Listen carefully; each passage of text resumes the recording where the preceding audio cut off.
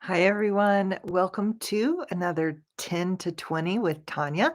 I'm Tanya, and today I'm going to share with you, teach you some common phrases. In fact, these phrases are phrases that I have heard recently. They're phrases I've heard native speakers using in just the last couple of weeks. So they are very common.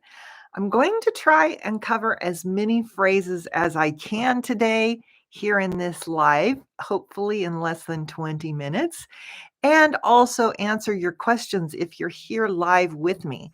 So if you're here live with me, let me know in the comments what your name is so that I know that you're here with me. Hi again from Guatemala. Do I pronounce your name Liesel? Liesel. I'm not sure. Liesel, maybe? So while you're introducing yourself, I'm going to start with the first phrase I heard recently. It comes in all shapes and sizes. I'm going to type it here. If you know what this means, see if you can write a description using other words of this phrase. It comes in all shapes and sizes. I'm going to give you a hint. This is an idiom, which means we could say this and mean it literally, but we also could say this and not mean it literally. We mean something else. Welcome from Algeria, Ayman and Samira from Algeria. Welcome. Oh, I'm glad I said your name right, Liesel. And welcome, Nina. Okay, so it comes in all shapes and sizes can mean it comes in a lot of different ways. So maybe we're talking about a product and somebody says, "Can I get this product in one size or how can I buy this product?" And somebody might say, "It comes in all shapes and sizes," when they mean it comes in many different ways. It could even mean the color. It could mean anything about it that's different. We might also use this phrase when we're not even talking about a product, for instance. We might be talking about a people. People come in all different shapes and sizes, which is literally true. But what we're talking about is they're all different. We might even mean different personalities, that kind of things. Yes, these are phrases that I've heard recently. Okay, the next one is it is very cut and dry. Hey, Kiyomi, welcome. It's great to see you. Kiyomi is one of my individual students. Welcome, welcome. It, if I say something is cut and dry, what do I mean? If I say it is cut and dry, can you describe this in other words? We have other ways to say this. If I say to you, I don't feel like I need to explain that to you because it's very cut and dry. What does it mean if I say it's very cut and dry? What it means is it's very simple. It's easy to understand. We could also say it's straightforward. It's straightforward. Means it's clear. It's easy to understand. So for instance, hopefully I am being very clear right now. Hopefully my descriptions I'm telling you are very straightforward. If you'd like to try using any of these phrases that I give you today, put your example in the comments and I'll try to get to as many as I can and correct them if they need corrections. Okay, if somebody says to you, I have something to tell you, and the other person just says, give it to me straight up. What do they mean if they say, give it to me straight up? There's more than one meaning for this phrase, but if we're talking about we're talking to each other, I have something to tell you, and the other person says, give it to me straight up. What do they mean? It's similar. It's similar to cut and dry. Yes, it means give it to me directly. Just tell me what it is. Don't beat around the bush. Don't beat around the bush. When we say beat around the bush, that's when we need to tell you something, but we're not sure how to say it. And so we are trying to tell you about it, but we're not just telling you directly. Give it to me straight up is give it to me directly. Yes, it's also quickly. Give it to me and tell me right now. If we beat around the bush, we're not direct, we aren't quick. We're trying to say it. It's difficult to say and we don't want to hurt your feelings. We might beat around the bush. Okay. Um I had someone say to me recently, this was a native speaker, and we were talking about a similar topic on how you can spin a conversation or to put your spin on it. What do we mean when we say to spin a conversation or to put our own spin on it? We're talking about speaking with each other.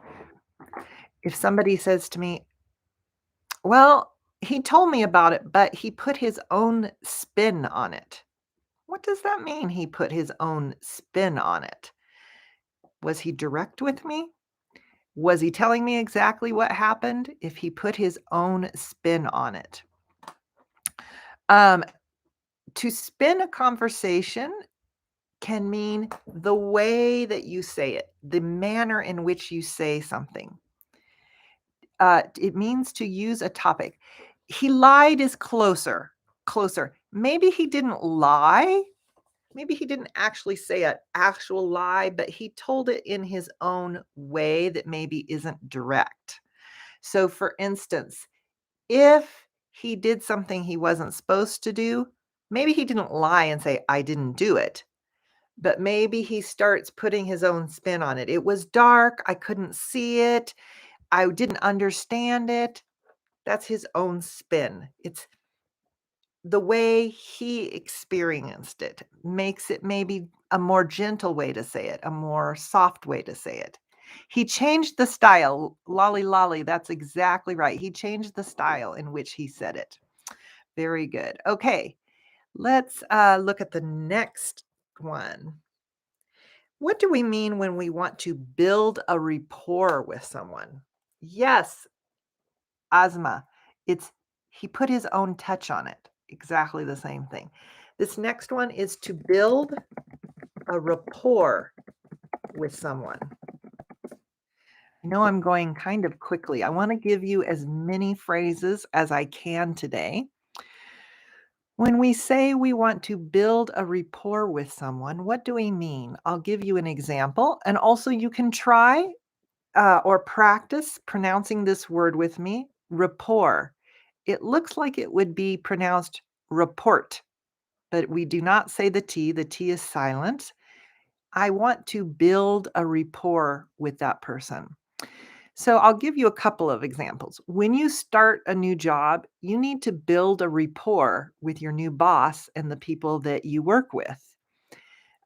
When you're in a friendship with someone, you also build a rapport with them. Even if you are going to a job interview, within just a few minutes, you build a rapport with the person who's interviewing you. Yes, to have a relationship with someone, it has to do with how they understand you, how they think that you are. So, for instance, when you go to a job interview, you wear some formal clothing, you use your formal language, you look them in the eye, you speak directly with them, you're building a professional rapport. Or you might say, he didn't do very well in the interview. He didn't have a very professional rapport with the interviewer. So that's a couple of examples. Okay, let's we have several ways, so many ways to say I understand you. Um, when we're talking with someone, one of the ways we can say, if you know any way to say I understand you, put your comments in the comments right now. Other ways to say I understand you. If you're in a conversation. Yes, Asma, to build a bridge is to, build rapport with someone. You're building a bridge in your relationship. It's another idiom to say a similar thing. Okay, I got it. Yes, Liesel says, "Got it." You can just say, "Got it," or "I got it," if you wanna say, "I understand."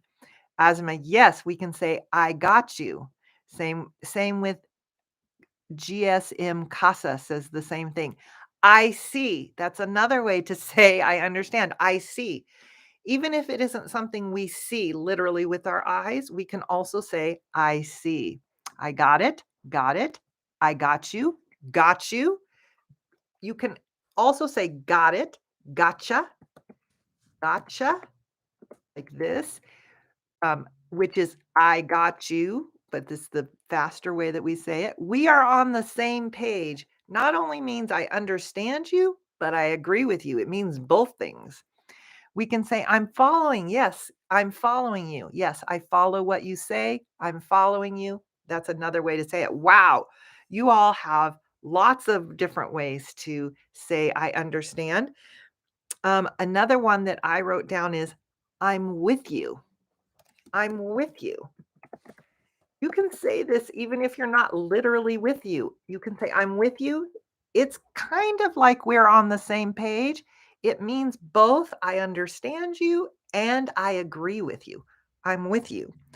Another one, I'm on your side. This one means I understand you, but it more means I agree with you. I'm on your side. I'm going to type it for you. I'm on your side can mean I'm on your side. I agree with you, and also I support you. I support you. Very good. All right, here's another phrase. If somebody says to you, I was talking with someone and they were telling me something, but I didn't fall for it. What do they mean if they say, I didn't fall for it? Or if a child comes to me and tells me that somebody says them and I say, oh, don't fall for that. What do I mean? I didn't fall for that. I didn't fall for it, or don't fall for it, or don't fall for that. What do we mean? I didn't believe it. You're absolutely right, Nina. I didn't I didn't believe it. I didn't believe them. Exactly right. That was a good one. Okay, here's another one. What do we mean when we say the tables were turned or I turned the tables? What does to turn the tables mean? So let me see if I spelled it correctly. Yes, I did. If something was happening and there were two teams and the one team was winning, but the tables were turned, what happened? Or we can use this as a question if we want, if we're talking to somebody. Exactly. Changing roles. I like this one that GSM Casa says, you're pulling my leg for I didn't fall for it because they were pulling my leg. So I'm mixing the two that we're talking about a little bit, but what do we mean when we say someone is pulling our leg? We mean they're not telling us the truth. Or maybe they're joking. Maybe they're playing a joke on us. Okay, so yes, the tables were turned means that either the topic was changed or it was something was happening and now it's happening the other way around. Like I was doing something and you were doing something. If the tables are turned, we change who's doing which thing. Or we can also say to someone, how would you feel if the tables were turned? How would you feel if the tables were turned? We're asking them to think about how you would feel if you were experiencing what that person is experiencing. So we might say, I know you're very upset with them, or I know you're very angry with them, but how would you feel if the tables were turned? Another very similar thing is, how would you feel if you were in their shoes? Can we say to flip the card? You could totally say that. I haven't heard it as a common phrase, but we would definitely know what you meant. And people say things that aren't common. That's how they become common. So let me write this phrase that I wrote or that I just mentioned. How would you feel if you were in their shoes? In their, oh, why isn't typing? Shoes. There we go. We might say, I know it's difficult to understand them, but try to think of how you would feel if you were in their shoes. Another really common phrase that we say with this in their shoes idea is uh, try to think about walking a mile in their shoes. Try to think about walking a mile in their shoes. In other words, don't just think about what they might feel like right now, but to walk a mile is a long ways. What is their life like? What has their life been like? Try to think of all of the things that they are experiencing or going through. Yes, try to think of their position. Try to think of what's happening to them. Okay, let's see if I can get another one. What does it mean if someone says that they have jumped the gun? To jump the gun. I've heard people say, well, you kind of jumped the gun on that. If you're talking to someone, um, you, let me see if I can think of an example that will give you a better idea of what this means. We went on a first date and he was already talking about marriage and children. He really jumped the gun. To show the worst side of them, it's kind of like that. It's more like getting ahead of yourself. This is another way we said it. Say it, to get ahead of yourself.